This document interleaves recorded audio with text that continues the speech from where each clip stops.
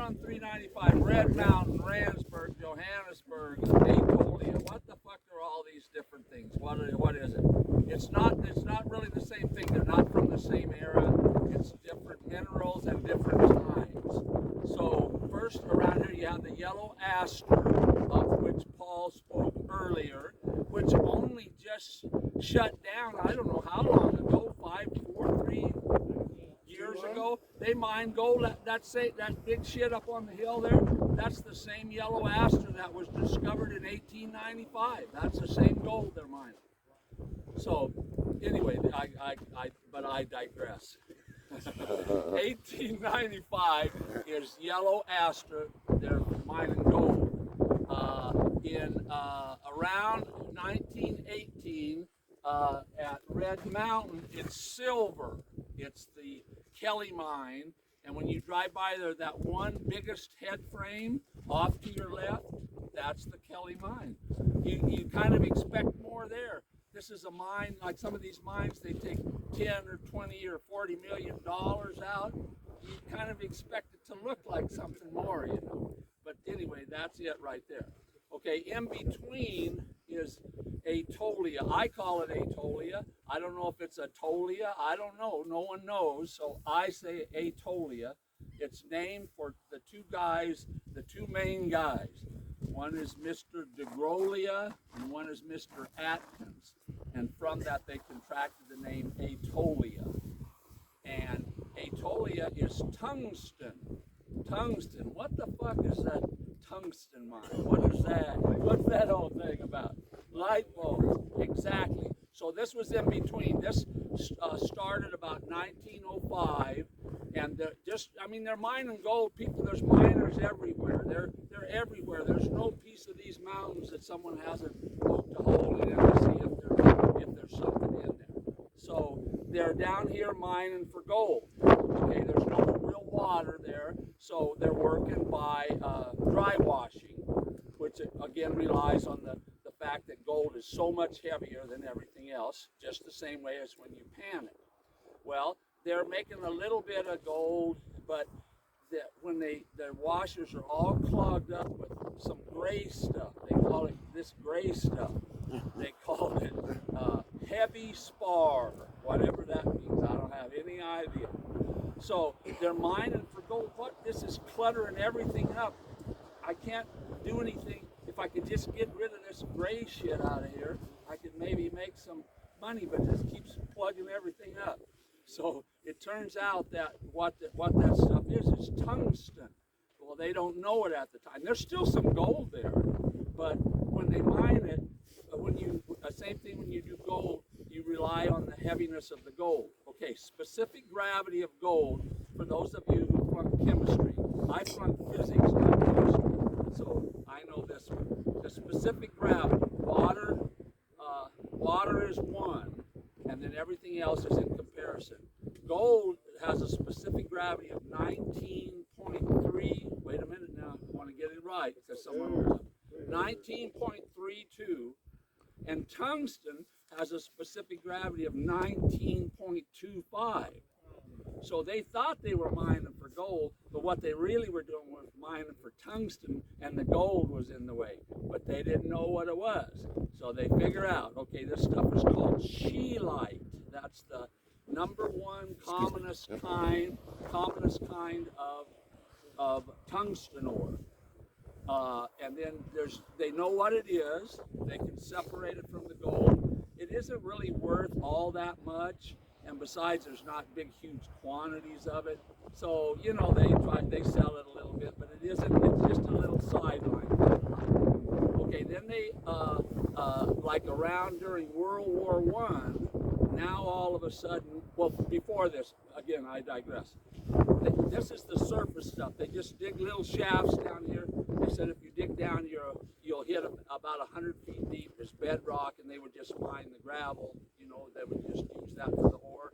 As they dug some other places and got further in and maybe dug deeper, now there's more of the tungsten and less of the gold. So the tungsten now is in pretty good quantities. So they know what it is. It isn't worth a ton of money, but in 1907 they built a mill and they process it, and they're mining tungsten. They know they're mining tungsten now. During World War I, now you have a boom because tungsten, I like military stuff. I'm interested in military stuff. Tungsten, one of the #1 uses besides a light bulb filament, is to use in armor piercing projectiles for tank and anti-tank guns, and surprisingly enough, also used for armor, to harden armor to withstand armor piercing rounds. So during World War I, there's a boom, and that's kind of the glory days here. Things are humming along. They said the mine payroll was about $60,000 a month. And during that boom time, they took out something on the order of $10 million worth of tungsten. I don't know what era dollar that is, but anyway, they took a lot of it out. In 1916, the mill. Where's my book? I'll come again. Would one of you guys get that book off the desk? I'm just going to pass it around. Any place there's a tab on it, there's a picture of Atolia. Just pass it around and look at it and give it to your parts. So the mill burnt. They got this big new modern mill. It burned down in January of 1916, and there's a couple of good pictures of it burning, literally burning. There's business is so brisk up here that the mill is destroyed in January, and by March it's been rebuilt and it's back up again, pumping tungsten out. So then, that's as I say, the boom time. The tungsten is so rich that a piece of ore, if you have a good hand-picked piece of ore, you could take it to the grocery store and you could buy $5 worth of groceries with it. Or you could take it to the saloon and the bartender would say, yeah, I'll give you $5 for that. And kids were scrambling all over the mine dumps trying to find a good piece of ore, go down and buy some candy with or something like that. And it was so bad that just like diamond miners, you know, where they got to change their clothes when they give them a cavity search, I think, when they come up. It wasn't quite like that. Core samples, yeah. But you had, when you went down, they take their lunch buckets down with them. When they eat lunch, the buckets came up separate from the miners and were inspected, and they made them change clothes between shifts. So high grading, that's called, when you pick off those prime pieces of ore, and it was rampant during that time. So okay, after World War I, of course, then the boom goes away. That's kind of the end of the glory years. People are still here. There's still gold here too, you know. So people are still mining along, making wages, like Paul was saying. The miners would call that making wages. During World War II, there's another second boom, not like World War I, not the same, but still a pretty big boom. Lasts till the war's over, tungsten prices crash, and then there's again a little bit revival during the Korean War, same reason. But that's pretty much the end of it by the Korean War. And tungsten is, one thing about it is, it's what's this statistic? It has the highest melting point of any element except carbon. And so when what's his name, you know, that guy, Edison, he was experimenting with light bulb filaments. He's trying all kind of different things. Carbon works. You know what a carbon arc lamp is. That works, but you can't. It uses the carbon up, and carbon, you can't make a little thin strand of carbon. It's too fragile. So that was one of the first things they used. But then they finally settled on tungsten and incandescent light bulbs, which you don't have so many of anymore, but they were the filaments, that the little wire in there is tungsten, and it's used for other things, but that's to me that's the #1 main thing. So anyway, they were mining tungsten, but they didn't know it. At first they were mining tungsten and didn't know it, but then after 1906 or 7, they mined it on purpose after that. And we had no idea. I like everything. I've been up and down this road 200 times, 300 times easy. I've looked at Atolia, but there is so much stuff down here. When we pre-ran this trip, I didn't know all this stuff was there. There's holes. There's 100 holes, I'll bet you, right here. So it was a big deal. They had a big city here, depending who you talk to, it had either 300 people, 2,000, or 4,000. And I got to read this one. I tried to memorize it, but I knew if I had a couple of beers, I could never remember this. So at the time of its boom, the town had 4 restaurants, 3 general stores, a drugstore, 2 stationery stores. That doesn't mean one that stands still. It sells paper and shit like that. 2 shoe shops, a hotel, 4 pool halls, an ice cream parlor, movie theater, auto repair garage, 3 butcher shops, a newspaper, school, plus a rooming house, and that book shows tent lodgings, rows and rows and rows of tent lodgings. They don't list whorehouses. I'll bet you there's a couple of whorehouses. No Starbucks? Well, I don't know. I can't say for certain. So tungsten mining here kind of went away. These days, tungsten comes from China because it's cheap. That you can buy it, just buy it from China. China is estimated to have 75% of the world's supply of tungsten. But if something happened and the mineral became strategic again, the tungsten is all still there, and this could absolutely be, be opened up and done again. Yes, sir. So gold is around 19 to 2000 today. What is tungsten? Tungsten. You know what? That is something I did not look up. But it isn't that high dollar. It isn't that high dollar. And the same thing about it being, China. Well, we don't want to be relying on China on everything.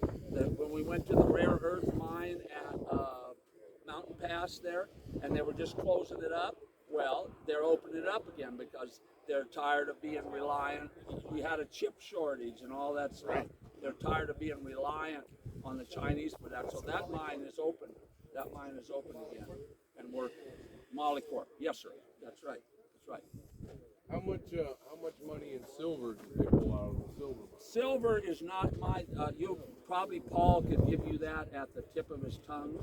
I do not know, but I know the book says that they mined $65 million of tungsten.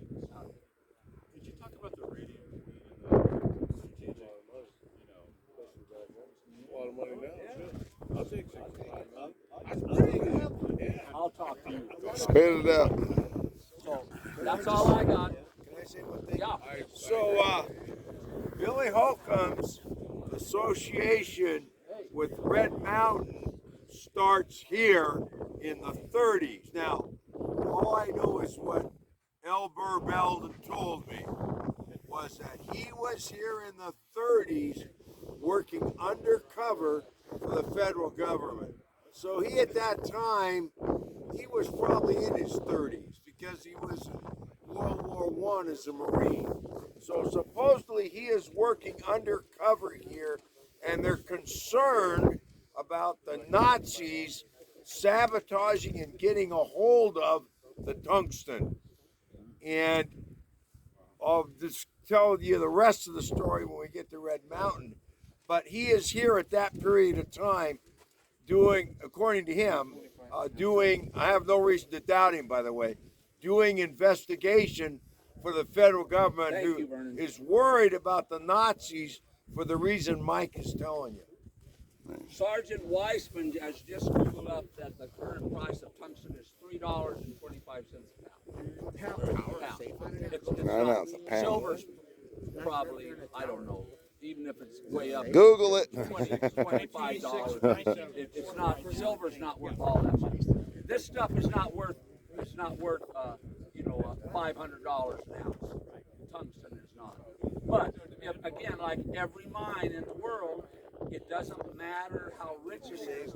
If you can get it out and process it cheaper than it costs you, if it's worth more than what it costs you to get it, then you can mine it. You can mine borax. Well, borax, it's worth 15 cents a pound. So when they're doing 20 mule team, but they got, I don't know, remember 30,000 pounds of it. All right. Speak up! Stand up! Oh, all right. All right, so we come towards the end of today. We've got talk a little bit about Red Mountain and the Kelly Mine, and then we'll go talk about Randsburg. We'll end at the Randsburg jail, where you guys can all get a room. All right, so you've already heard about a bit about the Goler Gulch, and the El Pasos, and Summit Diggins. You just heard about tungsten down here in Atolia. Now let's take a look at silver, and we'll look at more gold when we hit Randsburg in a couple minutes. So the first mineral wealth everybody's looking for is gold, because it's just so obvious. It's worth stuff, and a lot of times in desert mining, people overlook a lot of wealth in other minerals. An example would be borax up in the Death Valley country. Prospectors going back and forth, looking for gold everywhere, and they're walking over a fortune in borax.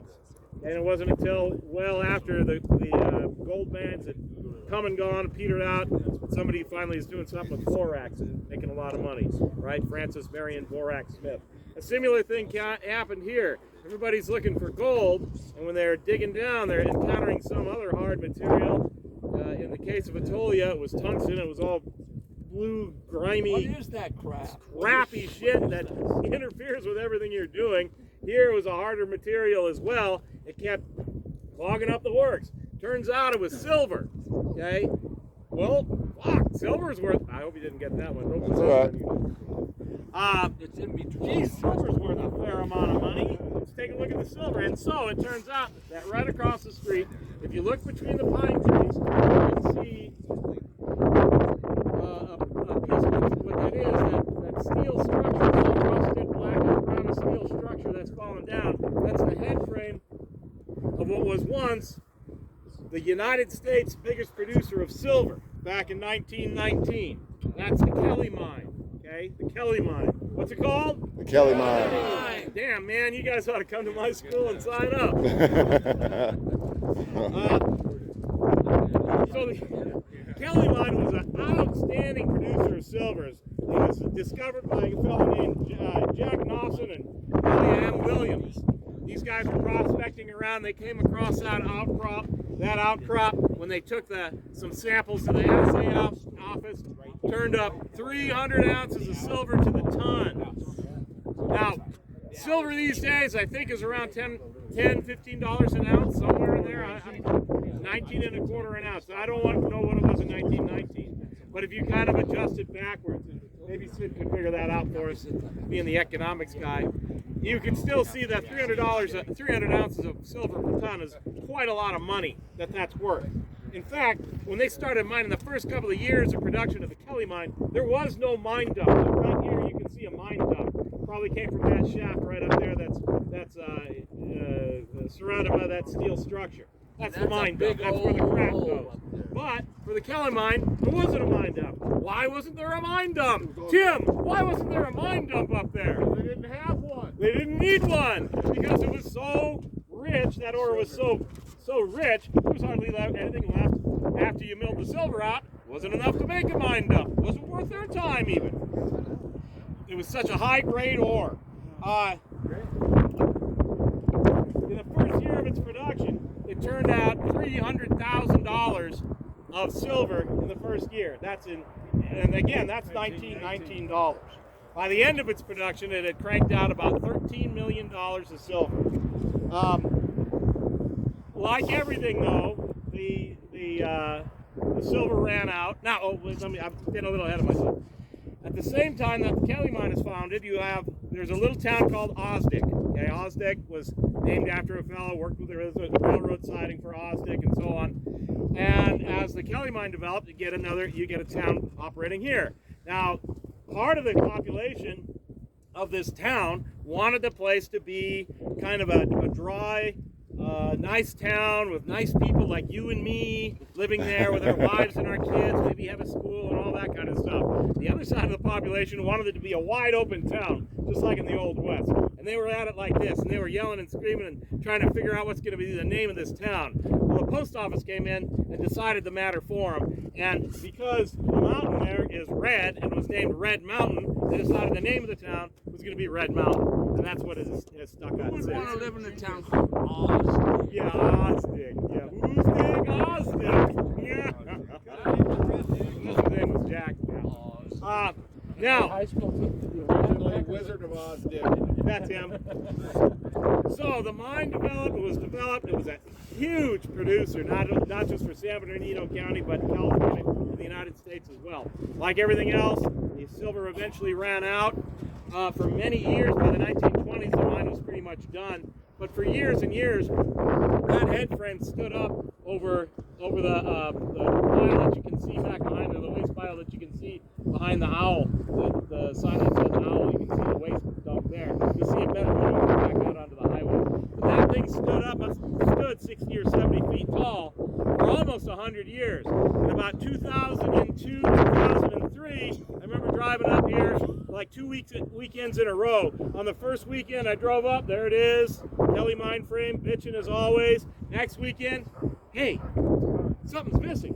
It had blown over. In a wind like this, it had blown over, and the structure of it is still there. When we go out of town, when we leave, we're going to come out to the highway. We'll make a left onto the Randsburg Road, and then we'll snake up the hillside. You can see it there on your left side. They've done a lot of mitigation there. When I first started coming up here, which is not nearly as long ago as a bunch of you guys I know, but even in the early 2000s and late 90s, there was still a lot of stuff remaining from the Kelly mine there. I remember the mill being there. I remember mine offices and other structures being there, which are all gone now. I guess they've left the head frame there just as a kind of a monument or something to it. Now, here's a couple of other things. When we went over to Atolia, when you drove in on the right side, there was a little sign, interpretive sign that talked about Atolia. And there's quite a few of them here in Red Mountain. The guy that's putting them up, can you hold that boat? I gotta put my glasses on. The guy who's putting those little interpretive signs up owns the owl right across the street here. If you get a chance after the tour is done, go over to his shop. It's really cool. He's got snacks and stuff for sale, but he's got a lot of good books on the area, mining books, mining history of this area, all kinds of memorabilia and not paraphernalia, but memorabilia and other kind of stuff that you can see, antiques and whatnot. He loves the area. He's really into it. And for you Holcomb guys that are coming up through the ladder, you're looking for something to plaque. I've already thought of a couple of places. One would be the owl, and a second one, I don't remember what it was. Actually, the second one would be that railroad depot over at Johannesburg. I saw the fellow that was Max. Although you would have to get permission from the people in the Lebec territory because that's. And he's right here in a little funky Blacking the Kelly mine would be a good one. There's a lot of stuff up here. You already got a ready-made campsite right where we are. Anyway, that's where the guy's coming up. It's not safe as a group to go to the L. That's why we couldn't stop there. There's just because there's very little parking and the traffic is smoking on 395. So if you're there, 3 or 4 cars together is fine. Just get out of the way quickly. Yeah, but do that after. Spend some red dollars. Spend some red dollars. As like before I reintroduce Sid here, like Mike said, it's always good to support the local economy. Throw some dollars at that guy. Go to Randsburg, check. No, we are done with the tour, of course. Go to Randsburg, check out the shops here, shops there, give them some dough, and then come back here. That guy's a cool dude. All right, Sid, got some stories about Red Mountain. Not loud. I want to make a comment on the prices. The price of silver was up because the government supported the price. And the famous statement by William Jennings Bryan, "Do not crucify us on a cross of gold," dealt with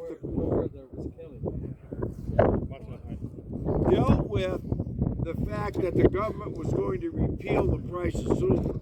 That's why silver was in demand. It was an artificial price. And at the present time, it's a market price. The government doesn't affect it at all.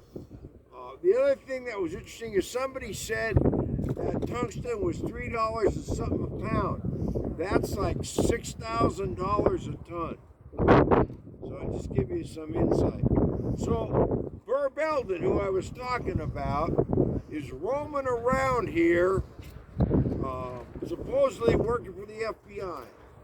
He runs into a guy over here in Red Mountain. His name is Slim Riffle. And Burr becomes convinced that Slim Ripple is a Nazi or a Nazi supervisor. So they get into it, and Slim tells Burr, this is like 1938, 39, if I ever see you again, motherfucker, I'm gonna blow you away. So in 1972, I become humbug. The first clamp out we have is at Red Mountain. Pardon me, not Red Mountain. Red Cloud Road, out there east of desert, the Fountain Desert thing. We put up a plaque to Romero Pass at that site.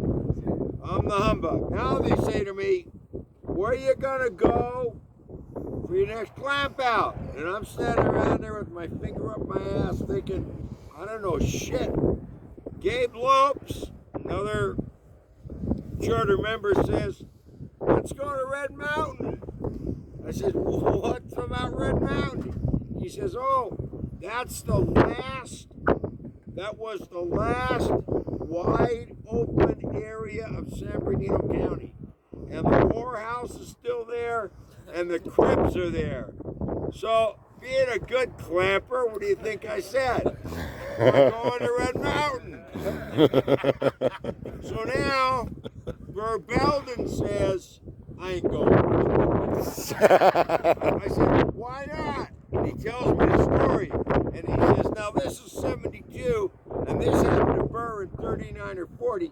Burr says, if I go up there, he'll shoot me. Now,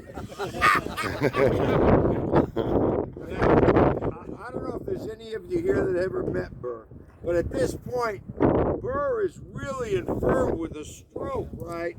And just imagine this guy being terrified that somebody's going to shoot him. So, being real considerate of others' feelings, I said, we're going. So, we're coming up here. Some really interesting things occur. We had no patches till then. The silver dollar patch is the only patch we ever had that was a silk screen patch. We sent away and mail ordered it. Somebody saw an ad in the magazine. The second thing was they were worried we were going to run out of money. So we have a only aluminum plaque Holcomb has ever put up. And it's still over the Owl Hotel. And the third thing is we couldn't get a caterer. Up until then, we had used a caterer. I even had a caterer come out of Indio to Red Cloud Road. So we couldn't get a caterer, so we did our first cooking up there. And I remember with Gabe Lopes, who was a charter guy, cooking steaks on a slit trench in the ground with grates over it and coals under it. At that time, we only served 2 meals. We served Saturday night dinner and Sunday breakfast. You know what the rub was? $7.50. So now we figured we needed 50 people to make the rub, to make the nut. We come up here, and there's this. If you see the plaque, it's a shotgun hotel. It's like a hallway with rooms off each side. Why do you think it's designed like that? It's a whorehouse. So we go in there, and I can't forget what it was, but the guy said, yeah, we'll rent it. So we paid like $100, say, for 3 days, and we charged clampers like $10, and people were excited. So we covered that cost. The Silver Dollar Saloon was open. It was a full functioning bar. And I went in there, I was the humbug, I went in there, and Goldust receiver, we needed 50, we had 75. The Goldust receiver told me we already had money, so I bought a keg behind the bar for every red shirt. I did that Friday night, we had another 25 guys show up, so I did it again Saturday night. So now it's Sunday morning. It's time for the history. And we're on the porch of the Owl. Now, this guy, Howard Schumann, LAPD cop, plate tricks, Holcomb boy. I look out and there's Howard Schumann. Who's he got with him?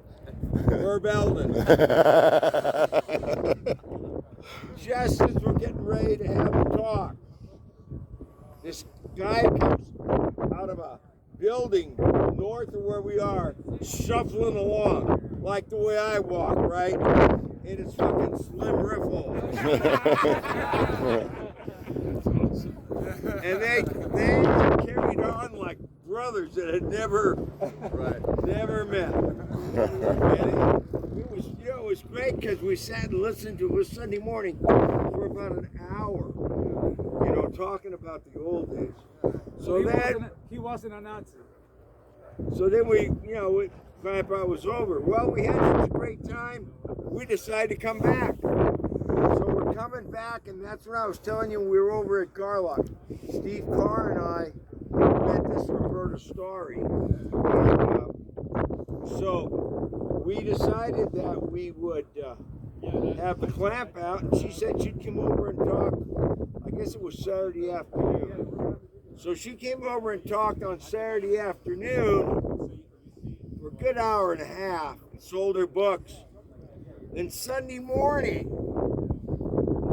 we opened the Silver Dollar Saloon. The bartender was there, and we served drinks and had the initiation right in the bar with an open bar. And we brought the bartender in. Wow. On Sunday. That's awesome. Then we came a third time, and we just got fucked up. Now, that's down there on the left side. It says cafe. That's where the Silver Dollar was. The bar and the Silver Dollar had been brought down from Montana out of a bar there and had been restored. And we put 2 plaques up there. We had 3 plaques here. The Owl, which is still there.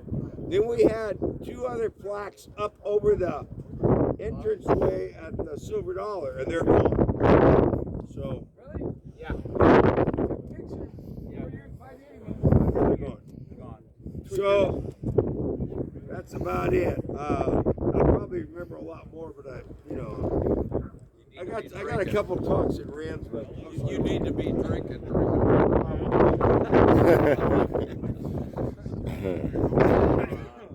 Great story, Sid. One of the clamp outs we kept, well, first of all, this was the Owl Garage. It was open. I remember buying gas here. There was a cafe here we ate in. This was open the first time we came. There were lots of businesses going on. And then we camped over here the third time. The first 2 times we hiked, we camped right behind the cafe. And that's it. Nice. Let's hit the brethren! Satisfactory. By the way, as we go out and look to the left, you'll see the berm on the Randsburg Railway. We'll cross right over it on the other side. All right, so we were talking down there at Goler Gulch and at Garlock about the El Paso Mountains being prospecting grounds. A lot of guys in the 1890s were up there, and there's a lot of people still up there today. And it always just seemed like there was just enough to get by. And it was kind of a poverty sort of a thing. My understanding is that during the Great Depression, a similar thing was happening to the east of here over at Coolgardie. The guys couldn't find jobs in the city. They'd come up here and they would just be able to make what they could to get by from day to day, and that's what it was like up there. So 3 of those fellas, I always have to look at their names. John Singleton, F.M. Moores, and Charlie Burcham. And Burcham's name is going to be more important than they had kind of had enough. And they got to looking around. They got to looking to the south of the Goler area, and they saw this range of mountains that didn't have a name yet, and they said, we might ought to try our luck up there. But if we go up there from here, there's going to be a bunch of people going to follow us. don't want that. We want to, we don't want anybody following us because we might find something up there. And so they decided, they told all the other guys, all the other miners up there that they're done. They're heading back to the city, going back to L.A. Bertram was married to a doctor lady down, I believe, in Pasadena, and she would always let him come up here. I think she kind of grub-staked the whole thing, maybe just to get him out of the house. I don't know. They decided that they're going to make a feign of going back to Pasadena. They had had enough, and so they left by a very circuitous route. Made it look like they were going to go either, I don't know, way down around the other side of Red Mountain or down the other side. Anyway, they circled around back. They started crossing around just to the westy here, just on the other side of that big old dirt pile there. They started digging around, like miners do, and they found what looked like a pretty good outcrop. It turned out that it was. They started mining it. They started getting some color out of it, and it seemed to be way richer than anything that they had seen up there in the El Pasos, so they staked a claim. Their idea was that, well, they were going to mine some of that gold, take it in to be milled, or maybe mill what they could, and they weren't really they were doing okay with it, but they were beyond their capabilities with the money they had, so they were going to sell the claim. And then the wife got into the scene, as some of you may understand. Mrs. Dr. Bertram said, no, you guys are not going to sell that claim. We are going to invest the money into this claim, and we're going to develop it. And they did. What became the Yellow Aster Mine became one of the biggest producers in San Bernardino County and in California at the time. This is about 1895, and this is what really started the boom up here. And the Yellow Aster, at first, like we said before, they had to take their ore down to cow wells, to Garlock, to be milled. And then, with the coming of the Randsburg Railway, see how this is all tying together now? The Randsburg Railway comes in. Now you can take large quantities of that ore and take it to the Rand Reduction Company down in Barstow. When you had to take it to Garlock, they didn't have a very big mill there, for one thing. And secondly, it all had to go by team, horse and wagon. Now you've got a railroad. The only real challenge was getting it from the mine here in Randsburg around the hill, basically on the route that we took when we came up through the west end of Randsburg to Joburg. Take it around the hill like that, or go over. When we go up the road here in a little bit, you'll see an intersection. There's a little pass.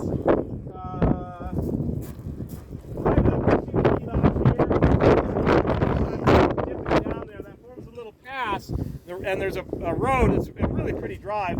You can take that goes around to Johannesburg too. So now you just got to freight the stuff over to Johannesburg, load it onto the railroad, take it down to the Santa Fe by way of the Randsburg Railway, send it to Barstow for milling. And you've got a going operation here. Eventually what they did was they brought in and built a 100-stamp mill here. With 100 stamps, you can get a lot of milling done. So no longer do you need to bring all that stuff down to Barstow. The gold, pretty soon, it wasn't long before the Rand, which is what they called it first. The Rand is named for that area, the diamond producing area of South Africa. And Rand Mountains was named. About 2,500 people ended up coming up here pretty quick after the first discovery, living in tents, living, just as best as they could, maybe a couple of blankets over a ditch in the ground, whatever it took. After a while, the regular old mining town developed, saloons and places where you could buy supplies and equipment. And of course, like we said, in 1898, the railroad came in, so it wasn't long before the town was fairly well developed. Now you have the twin towns, the twin cities, if you will, Randsburg and Johannesburg, both served by railroad. There was a telephone exchange between the two. There was a telegraph from Randsburg to Mojave, and now you also have a connection with a rail connection to the outside world. You had a rail connection through the Randsburg Railway, because they would do a mixed consist train with passenger car and the end of the freight cars down to the Santa Fe. From the Santa Fe, you can go east or west wherever you want. You can even make it down to Los Angeles. Eventually, what became the Southern Pacific came through Fremont Valley, where we were earlier this morning. That you remember when you crossed the railroad tracks? Originally, that was the Southern Pacific, and it made its way all the way up towards Lone Pine, right to Owenyo. And you could catch the train there if you could just get down the hill. You could take a stage down to Garlock and I don't know exactly where the station was, but down there in that region. And then you could take the Southern Pacific to Mojave, and then you go north to San Francisco, south to Los Angeles. So you had connections down to the outside world. There was a funny thing I was reading about the telephone exchange between Johannesburg and Randsburg, and it was a party line. So some of you old timers may remember what a party line is, right? You got to listen first because somebody else might be on it. And there was a couple of young lovebirds who were on the party line one evening, and the girl was in Joburg, and the guy was in Randsburg, or maybe it was the other way around. Doesn't really matter. And they were, doing their thing on the telephone. And the next morning, I think it was in the Randsburg and the Joburg paper, was inquiring as to who was making love over the telephone last night. So not a lot of privacy. At any rate, so now you have those towns. Then in the teens, you have Atolia. So now there's a third town, again served by the railroad. Then 1919, Red Mountain with the Kelly Mine and the other silver mines around it. Now you got 4 towns up here. All the different areas of mineral wealth that were being explored and then developed over a period of time. Now eventually, like all good things, the mineral wealth comes to an end. It's not an unlimited supply. So eventually the yellow aster did shut down. Wasn't enough ore to make it worth mining anymore. Until new technology came in. That would be open pit mining and the heap leaching process. So I believe it's in the 90s. It may have been a bit earlier. I'm not sure. Sid might correct me on this. The new yellow aster was if you look right here, you can see part of it. You can see the shelving down here. This is part of it. Right in front of us. That's why I wanted to come up here. So that's a modern mining operation. And it continues on the other side. You can see the terracing over there. That's all digging for ore. A basic explanation of heap leaching is this. In the old days, you would mine your ore, you'd crush it as well as you could, maybe with a sand mill, maybe with a ball mill, whatever, to get it pulverized as well as you could. In the early days, you would essentially run mercury over that ore. It would leach out the gold. Now you have an amalgamation of mercury and gold. You heat that up in a thing called a retort, and that boils off the mercury, and you're left with gold. That's like the Reader's Digest, very condensed version of it. Then you collect the vapors, the condensed mercury, and you can use it again and again. Mercury's pretty toxic, as everybody knows from reading The Wizard of Oz. What's it called? Alice in Wonderland. Alice in Wonderland, the Mad Hatter, and all that kind of stuff. So by the turn of the century, the 19th century to the 20th century, mercury is replaced by cyanide. Now, Cyanide, perfect. Yeah, which is way less toxic than mercury. At any rate, you can take that now, and by the mid-20th century and into the later 20th century, you have this process of you take whole shit ton of ore, you kind of dig a basin, you line that with a thick layer of plastic membrane, like a giant thick trash bag. You pile the ore on top of it, you bring in pipes, kind of like drip irrigation, that's laid across the ore, and you drip in a solution of, I think it's potassium cyanide. Then a cyanide solution. Is it potassium cyanide? Yeah, I think that's what it is. Might be, or sodium cyanide. I'm not sure which. Well, one of the cyanides, and then that's going to dissolve out the gold. That all is forced by gravity down to the bottom of that sheet. You drain that material off. You drive off the cyanide. You can use that again, and then there's your gold. Way more efficient. You get way more gold per ton, and you can have a very, very low-grade ore. In the olden days, if you didn't have, let's just pick a number. We were saying that ore from the Kelly Mine was assaying at 300 ounces per ton.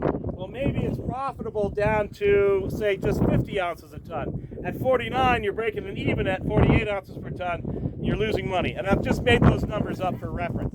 Okay, well, with this process, maybe you can go down, and I can tell you, at the Castle Mine Venture, way out in the east part of the Mojave Desert, near the old ghost town of Hart, where, by the way, Billy Holcomb has a plaque. 1984. Same process, heap leaching. We went on a tour there for Jim Phillips's Vituscan way back, I think in 2000, summer of 2000. They had just shut down the mine. They were processing the last pile of ore, and the guy said that they were getting 0.025 ounces per ton. Not 0.25, which is a quarter an ounce, but 0.025, okay, ounces per ton. What's that on this? 250 thousandths, is that right? Yeah, 250 thousandths of an ounce. 2.5 ounces per 1,000 pounds. Yeah. That's per ton. 0.025 ounces per ton, per 2,000 pounds. That's not very much, and they're still able, and this is back in 2000, still able to make a profit. I don't know what the price of gold was back then. It's $1,900 an ounce last week, so maybe that'll become profitable again. This mine shut down some years ago already, but you can see the mitigation process. I know my brother worked in mine land reclamation for years for Colorado, and I'm pretty sure they would go in, mulch these hills, and plant it something. I don't know if they've tried that and it's not growing, or they're not to that point. I don't know what their deal is now. But that's essentially what you got here. So you have the original yellow aster, and then the later 20th century yellow aster. A couple of last things that I was thinking about on the way up. We mentioned the owl. Back in 1999, I remember coming up on my own with my dog to the owl. They had a bed and breakfast. The two little buildings next to it were bed and breakfast little hotel rooms, and I stayed there overnight. And I remember coming out for a walk with the dog. The whole Kelly mine back then, it was still there. Everything was there. Not only the head frame, but all those mill buildings and all that stuff. Cars and vehicles, and you could just walk through and pick through all that stuff. Now when you drive by it, the only thing that's left is the head frame, and there's a little bit of the machinery. The hoist is still there, and the it looks like a steam engine or maybe an air compressor is still there. It's all fenced off. Anyway, that's what I got. That's what I got. Yo, here we go, back here to sit. It's the only plaque that I know of in Clamperdom that is a joint plaque between Billy Holcomb and Low Hung Way. Yeah. It's on the plaque, and we had one of the ex-humbugs from Low Hung Wang come down for that dedication. Nice. Ron. By the way, the current humbug of Low Hung Wang is right here. Where's Phil Ziegler? There we go. Phil. Hiding. There he is, right there. Hey. Yeah. Couple of things. They wouldn't mind if they could get $50 a ton. So imagine that, $50 a ton. And like you said, down to a quarter. Not even a quarter. And this reference, I believe my recollection is that a ton of sand is about 1.5 cubic yards, give or take. So that give you an idea what you're talking about when you're talking about a ton. You know, now rocks are going to be a little more because they're Tons, yeah. Okay, our last stop will be the jail over at They're not checking for warrants, I are don't know how we they? got it all packed in here, but it seemed to work. How we're going to get untangled, I don't know that either. But please follow the directions of the parking guys, because it's very tight over there. They're not checking for warrants over there, are they? You never know.